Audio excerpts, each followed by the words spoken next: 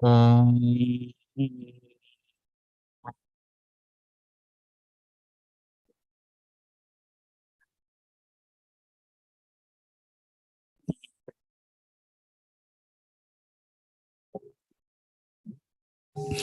Om Mani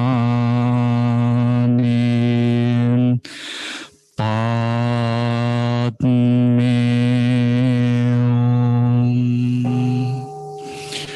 Om Mani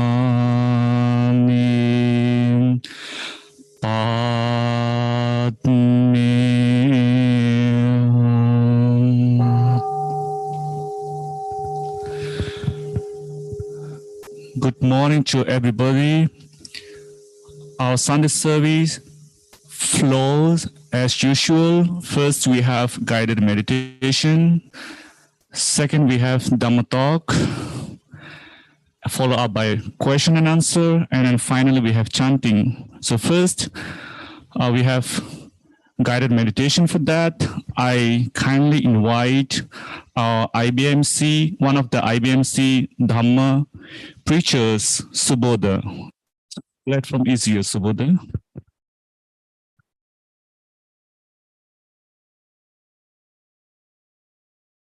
Let's begin by finding a comfortable position, putting our palms in our lap and closing our eyes. And let's begin with thoughts of metta, with goodwill. Let us begin with ourselves.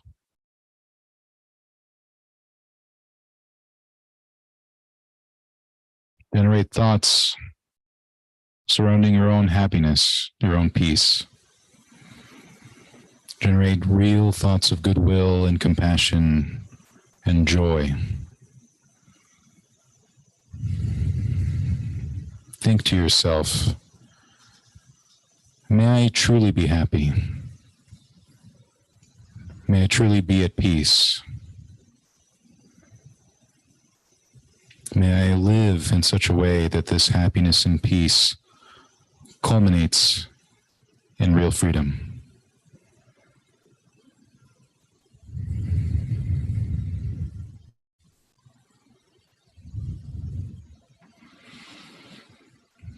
Then extend those thoughts to your family, to your friends, to all your loved ones, that they might also be happy, that they might also be peaceful, that they might also find freedom from suffering, from stress.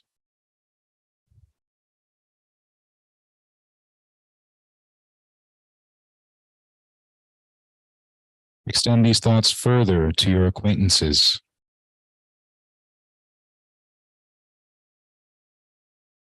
and further still to people you may not know very well.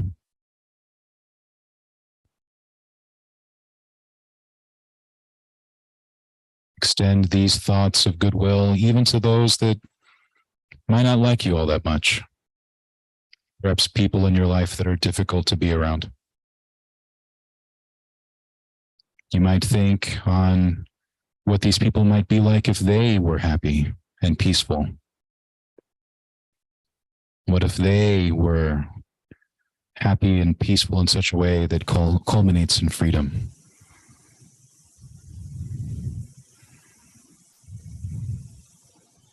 What difficulties could possibly arise then?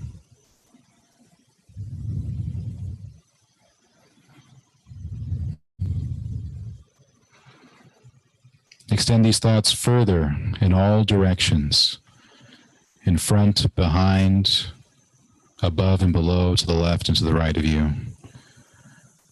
These thoughts of goodwill to all beings everywhere,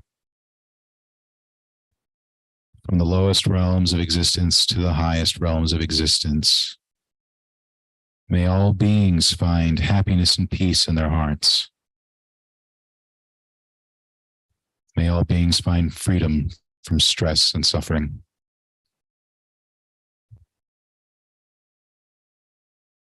And with our gladdened minds suffused with metta, let us return to our bodies,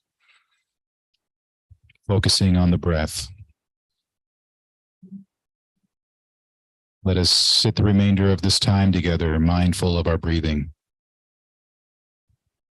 mindful of the in-breath, mindful of the out-breath,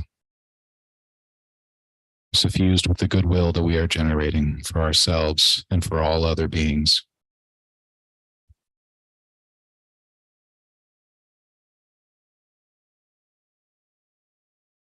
Let us continue to meditate this way until we hear the bell.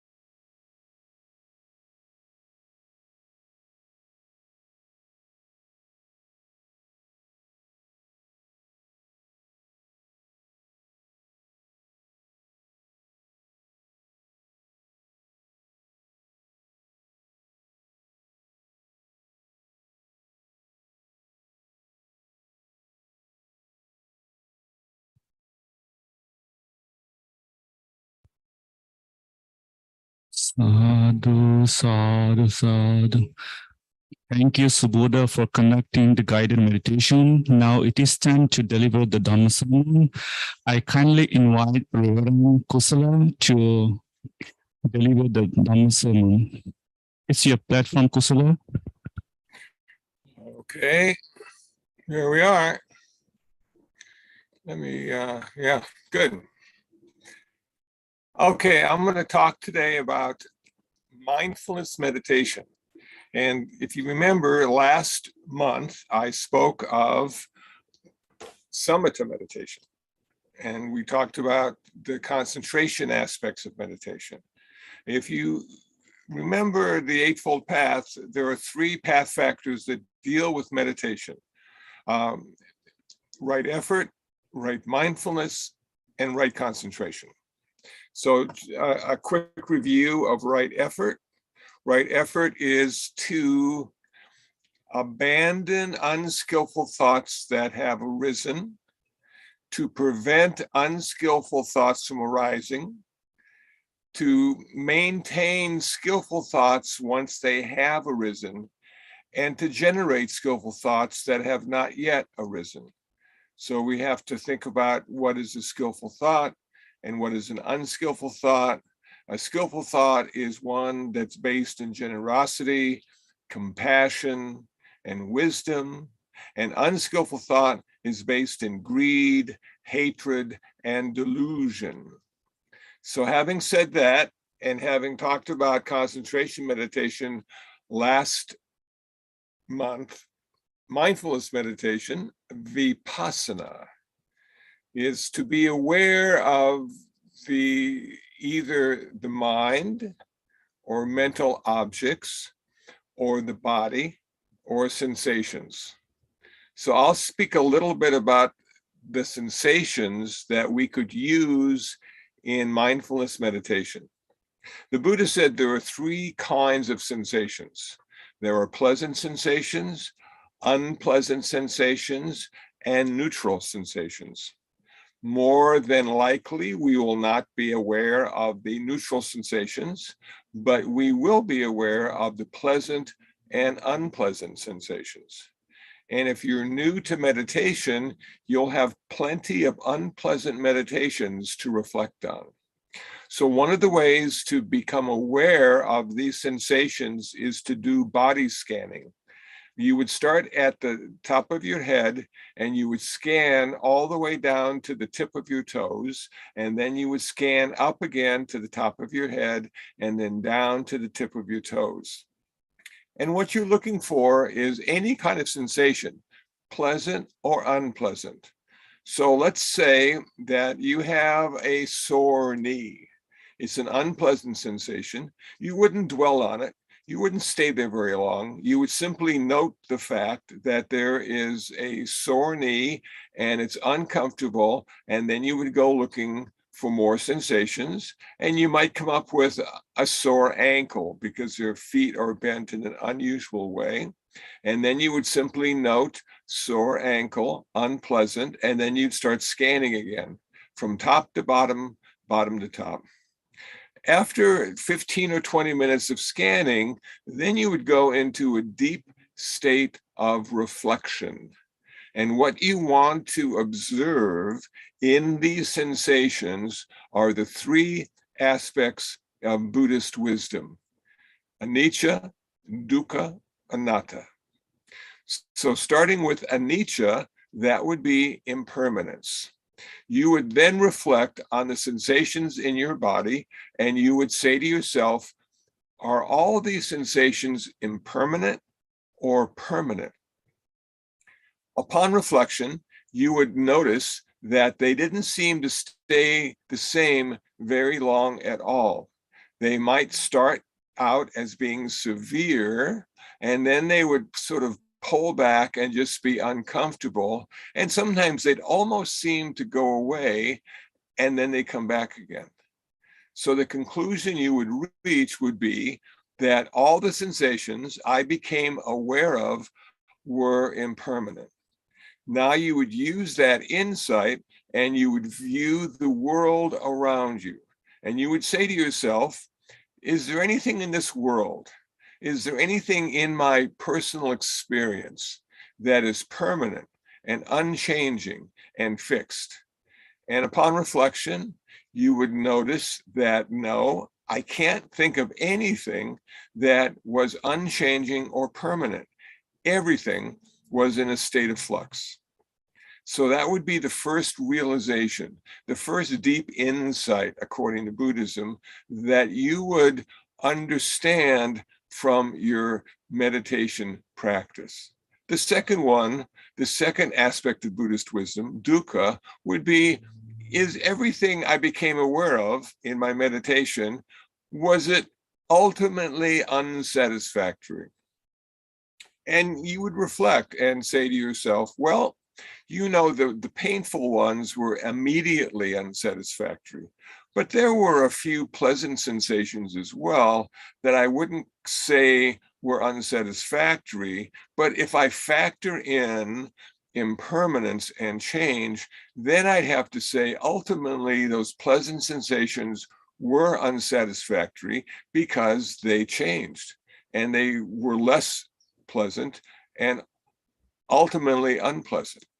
Okay, so now you would look at the world and say, well, is the world filled with the possibility of suffering and dis-ease and uncomfortable situations and people? And you'd say to yourself, well, not always, but the pleasant people always left and the unpleasant people always stayed too long. And the situations I found myself in could go either way at any moment, depending on circumstances. So I'd have to come to the conclusion that ultimately everything I experienced in my meditation practice and everything I experienced in my life, my experience of life, could be viewed as being ultimately unsatisfactory. And now we come to the third aspect of Buddhist wisdom, anatta, or in Mahayana Buddhism, shunyata. And what we would say about this is that, is there an original unchanging essence in anything I became aware of? Were these sensations that I came to feel and experience, did they have an ultimate reality all their own? Were they independent of circumstances and my body? And I'd have to say, upon reflection, that all the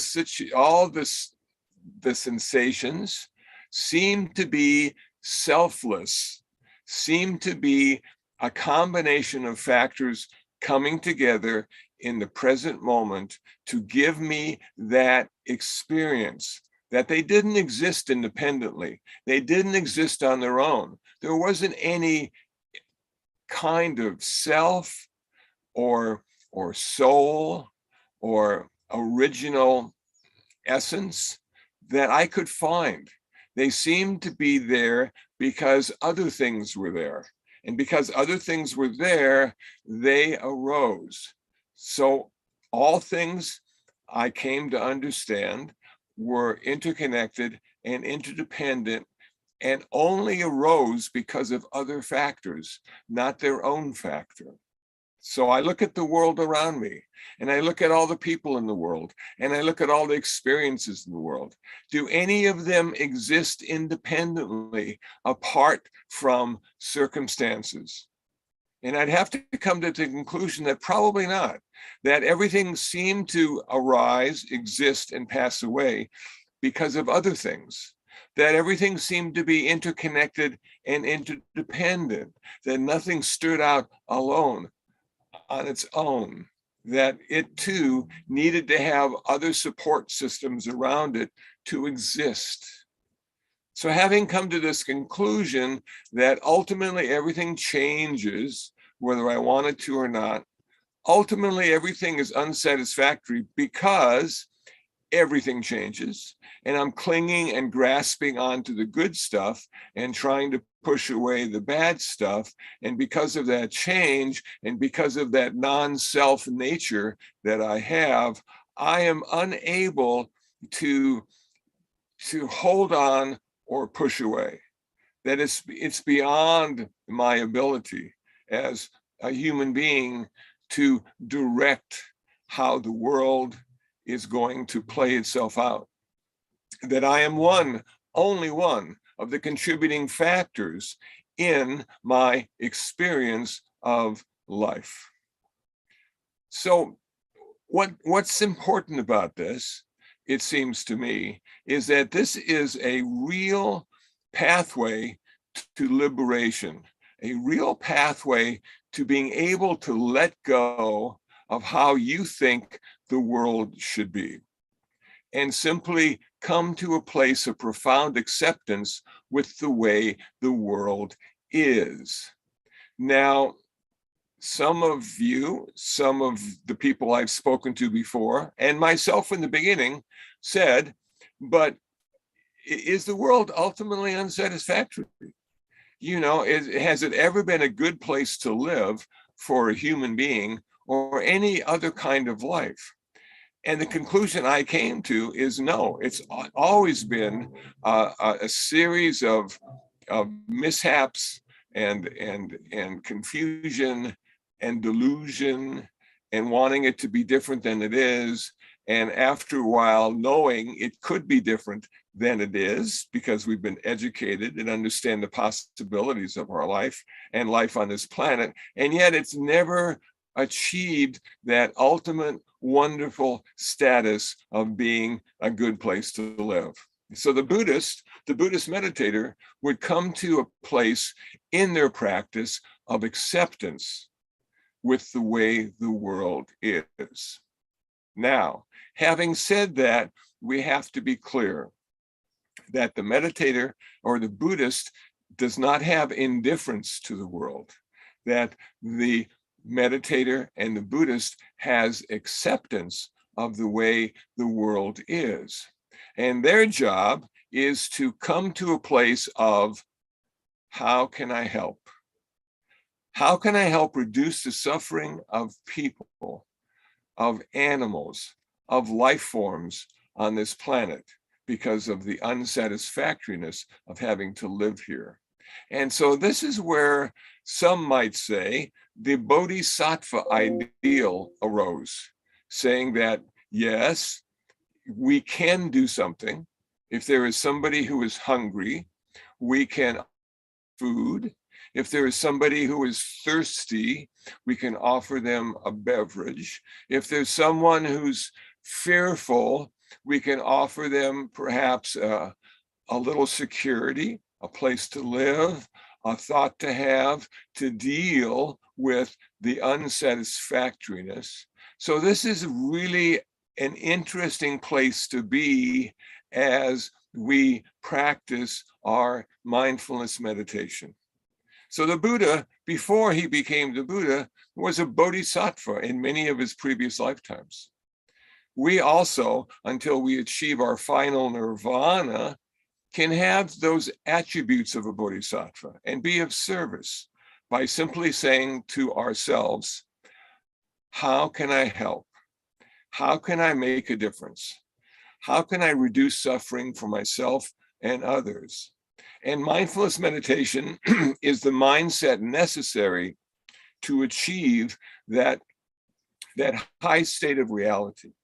Okay, having said all of that, it sounds a bit negative and depressing to think of the world as being ultimately unsatisfactory, but it's a realistic view, I think, of the world. It is a place that is in a constant state of change and flux. It is a place where unsatisfactoriness and personal suffering is evident every day in every way. And it is a place where we don't exist in the way we think we do. So this last part of not existing in the way we think we do allows us to be much more than we ever could be, because nothing really exists in the way we think it does. This self, this ego, is an illusion. It's given to us because of learning and family and parents and siblings and careers and friends and co-workers and politicians and religious people. All these people have given us a chance to be something, to be somebody. And this is our job in the beginning. According to Ram Dass, our only job is being somebody, going into somebodyness. And so we can define ourselves in many different ways. And if we choose not to define ourselves, be aware that everybody else will define us for us. Now, okay, so now here we are, we're in somebody training, and we become a self, we become an ego, necessary in this very complicated world to have that as a way of dealing with all the diverse situations that we come up against. Now, Ram Dass went a little bit further, and he said, you know, you get to be 50 or 60, and maybe being somebody isn't really what's important now.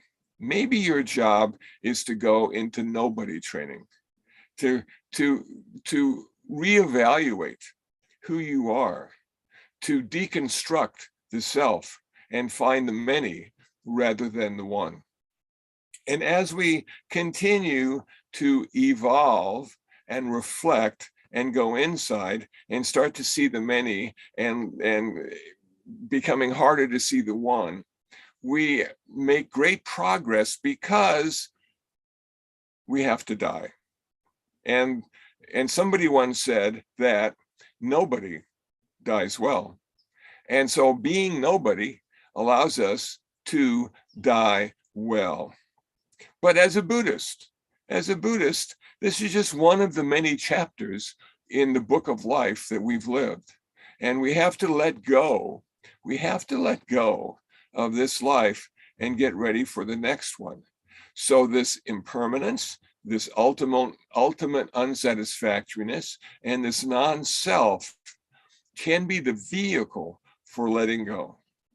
Not only letting go of our life, but letting go of all the little situations we find ourselves in daily that make us feel a bit uncomfortable, a bit unsure, a bit confused, a bit more deluded than we normally are.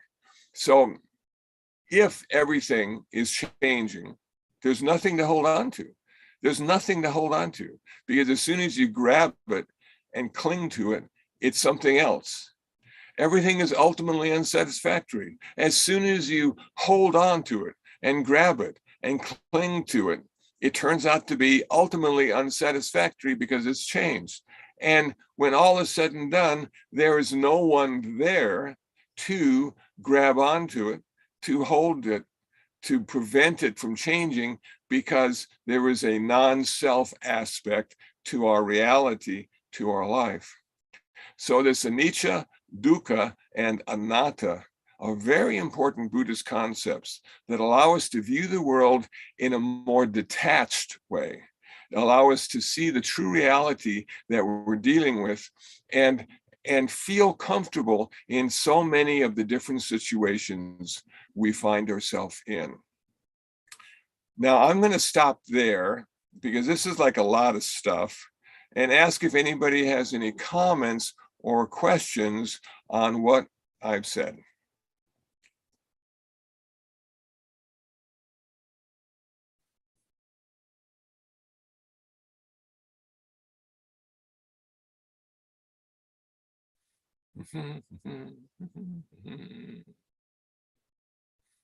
Okay. Let's see. Well, let me see if I can pick somebody. Oh, how about Reverend Kashanti? Oh, you're Reverend Kashanti? You're mute. You have to unmute. There you go. There it is. Okay. Did the video, but not the audio. Thank you for the talk. Several Dhamma talks ago, you redefined the concept of self as a suffering, not no self, into the concept of not self. That we're not what we think we are. And that if we can accept that, we can kind of accept the insanity we find ourselves in, and just kind of laugh at it because we're not it. And it lets us step back, and it kind of reduces the suffering because that's a given of the human existence. So your talk brought all that back in my thoughts of how we deal with this temporal existence, which is finite and which ends, but we come back. We have a rebirth and do it all over again. It's kind of like Sisyphus, you know. You push the stone up the mountain and it always rolls back. And Camus said, well, actually, maybe Sisyphus is happy because he knows that's what's going to happen. So I have more to think about after your talk. So Good. Well, a couple things that come to my mind after listening to the comments is we are not an event, we are a process. Yeah. Yeah, and that rings true for me. The idea of letting go and letting the next life happen, I think is important as we get to that place where we're going to have to let go and let the next life happen. But I wish, and they say in early Buddhism, the Bhavanga consciousness, and in Mahayana Buddhism, the storehouse consciousness. Apparently, we have the ability to go back and see our past lives once we've achieved nirvana. It becomes obvious to us. The door opens to our storehouse memory, and we can go back and see all the good stuff, the successful stuff we did, and all the failures you had. And this brings to mind the Buddha when he was teaching, and it said that he could see in his students their past lives and would be able to see what they did right and what they did wrong. And I thought to myself, wouldn't that be the best teacher of all? Someone who could sort of track you through lifetime after lifetime, and then finally in this lifetime, tell you what to do or what not to do, and maybe not tell you, but maybe warn you or suggest to you that you might want to try this a little differently because it didn't work the last time. So this mindfulness meditation and all the aspects that go into it brought up a lot of old memories for me as well. And I think it's important that we reflect on this occasionally because it gives us sort of a grounding. It gives us a basis to work from. Yes. Thank you. Thank you. Thank you. Okay. Anybody else have anything? I see iPhone there. I see Jim and Tim. I see Kathy O. How are you? I think someone has question called Hannah has question for you, Kusala. Okay. And then we'll get to Kathy after that. Hannah, how are you? Hi, Kusala. Thank you so much for your talk. I don't have a camera today, or I would turn it on. But yeah, that was very interesting, and what you said about Ram Dass's idea about being busy, becoming a self. Mm-hmm. I was wondering, are there people who are better at becoming nobody at a younger age? I mean, is that like a function of karma that maybe there are some people who are good at not trying so hard to become a self for so long in their youth? Or is that just something that happens to everybody? It's just a phase of life. Well, I think there are people that are better at not being anybody, but they're often hard to see and find and recognize because they aren't anybody and they haven't been successful in the way that the world looks at success. And then there are people who lose it all, you know, through Alzheimer's, that the self finally goes away. And so we understand that not having a self can be as difficult as having a self. And so for me, what the realization is that let's turn the self from master into servant. Let's not be the master. Let the ego allow us to live in a world, in a complicated world, in a challenging world, without it dominating us, without us having to be it all the time. that we can take breaks, we can go on retreat, we can go on vacation, we can go to the woods, we can take a walk on the beach, and sort of let self relax a little bit, and maybe even go to sleep for a while, and realize a different kind of reality. But because we do live in this very difficult world, we can't really jettison self for good.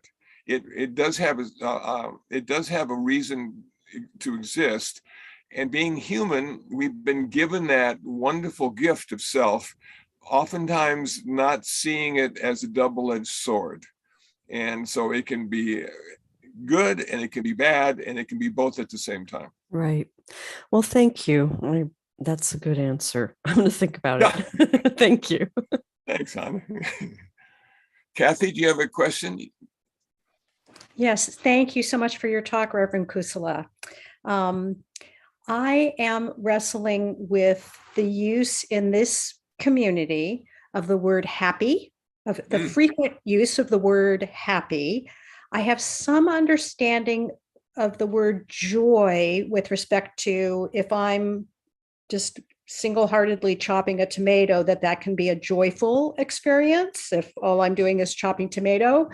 But in light of the pervasiveness of dukkha, how does this group reconcile the use of the word happy so frequently? Yeah, I sometimes wonder what happiness is. And so I think a way to look at that might be that because everything changes, because everything's impermanent, because that causes us to suffer, that there are moments of joy and happiness because of circumstances or people in our life. And I think the idea is to simply have an open palm and let joy and happiness jump into the palm of our hand. And then when it's time for them to go, we leave our hand open and they jump out. And people say, but isn't that sadness when the happiness goes? And I don't think so. I think happiness and sadness are literally two sides of the same coin. And so what we're doing when we keep our palm open and let happiness jump in and jump out is we're honoring the coin. We understand that happiness will not last forever, and happiness may simply be the absence of suffering, rather than some magnificent, wonderful thing. But the idea is not to cling or push away the sadness and cling to the happiness, but to simply let it arise, exist, and pass away. And they all have a time limit. They're sort of predisposed to end at a certain time.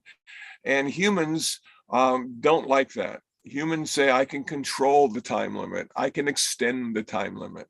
Maybe I can make it happen forever. And that's why it's so frustrating sometimes to be a human and see the possibilities, but not be able to allow them, not to make them happen. We see the possibility and we can't make it happen, and we don't know what the right situation is, or what the right factors are, or how many of the factors are necessary for this thing to happen again and again and again. A quick story: when I was starting my meditation practice, within the first couple of years, I had some wonderful experiences, things that I had read about that were similar but not the same, and this one in particular was just amazing. And I worked for over a year to have it happen again. And I did everything in my power to make it happen again, and it never did. And I was so disappointed. But I came to the realization, literally, that everything only happens once. So whatever kind of happiness we have today will not be repeated. There'll be another happiness, another kind of happiness. And whatever sadness we have today, it will not be repeated. There'll be a different sadness to take its place. And so that really helped me sort of experience the meditation process in a way that I didn't have to repeat it over and over and over again, because every time I sat down to meditate was the very first time. So I hope that's useful, Kathy. Okay. Okay. Is John there? I don't see John. Maybe John is there. I'm Okay. here, yeah. Here I can turn there on you my are. camera. How you doing? Okay. You're the teddy bear. Okay. How you doing? Good, man. How have you been? Good. Good. Working hard. You know, doing those Facebook posts and, you know, just having a good time. Are you gonna start doing these in person again, or still doing everything on Zoom? You know, I sometimes I think now is the time to do it again in person, and then I watch the news, and Yeah. now we have 3 different ways to die. Yeah, We've got flu, we've got COVID, and we have that lung thing, you know. yeah. And I'm going, well, yeah, I'm going, well, maybe not right now, you know. Yeah. Just when it starts getting better, it seems to get worse. So, ain't that life, huh? Yeah. But the masks do really help. It does. It does help. It does help, but it really inhibits the conversation sometimes too, because you can't see the facial expressions. For And sure. sometimes if you're a little hard of hearing, you can't see the lips moving, so you don't know what the hell's being said. Yeah, that's true. And then if you put them behind plastic, like sometimes you go, you know, and the person's got a mask on and behind plastic. Yeah. I'm thinking I should learn sign language because I can't hear a thing they're saying. Yeah. So it's just a matter of time. All that stuff will happen again. Yeah. But you know, I've got a lot of stuff I want to do before I die. Yeah. So, you know, so Zoom and there's other platforms now too that we can use for that. Yeah, So, absolutely. So how you doing, John? Are you doing okay? I'm doing good, man. Yeah. Just Good. working a lot, seeing family when I can for Thanksgiving and stuff, and doing well, man. Wonderful. Yeah. And you remember what Ram Dass said about enlightenment. He said, if you think you're enlightened, spend a week with your family. Yeah. And you may realize you've got work to do still, you know? Yeah. But that's good. It's nice to spend time with family. How have you been, man? Good. You know, the cats are being fed and Facebook posts are being done and websites being, updated all the time. I just posted the 2023 Buddhist calendar on urbandharma.org. If you want to get your calendar in PDF for absolutely no cost at all, oh wow, you can download it. And is this talk going to be uploaded on your website or on your podcast stuff? I don't know. You know, I did a talk yesterday, sort of similar to what I talked about today, and so that might go on my website, but this will be on the IBMC Sunday website. Cool. Very so cool. You go to YouTube and you click live, and you'll see all the previous talks that people have given. Great. Yeah. So you can listen to it again if you like. Thank you. Thank you. Thanks for being here, John. Yeah, good to see you, man. Good to see you. Okay. So I guess we have filled the time, and I'm going to turn it back over to the Zendo and let them take over. And thanks for everybody showing up. Okay, Reverend Kusala, for your Dhamma teaching. Next week, our preacher is Silas Mahajan, so we'll meet again with him also next week. And now we are going to chant page number 4 and 10.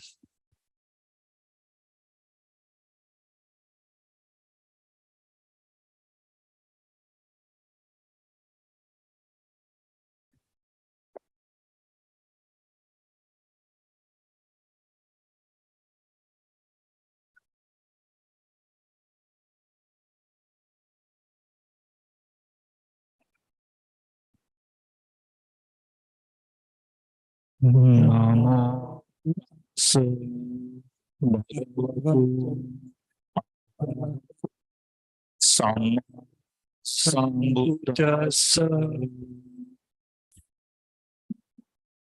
Tassa Bhagavato Arahato Samma Sambuddhassa Namo Tassa Bhagavato Arahato Samma Sambuddhassa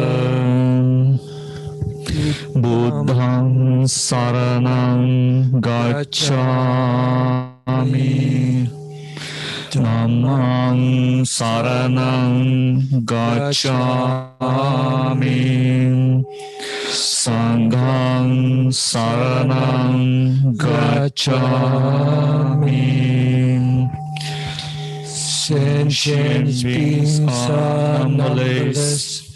I vow to save them all. Deluding passions are inexhaustible. I vow to end them all. Dharma gaze are limitless. I vow to study them all. Buddha ways is supreme. I vow to attain it. May suffering ones be suffering free, and the fear-struck fearless be. May the grieving shed all grief, and the sick find health relief. Nguyện di tự không đưa ô cặp nhớ tiếc ngã đằng dự chung sanh giai cộng than Phật đạo. Nguyện di tự công đức phổ nhớ tiếc ngã đằng dự chung sanh giai cộng than Phật đạo. Nguyện di tự công đức phổ cập nhớ tiếc ngã đằng dự chung sanh gia cộng than Phật đạo.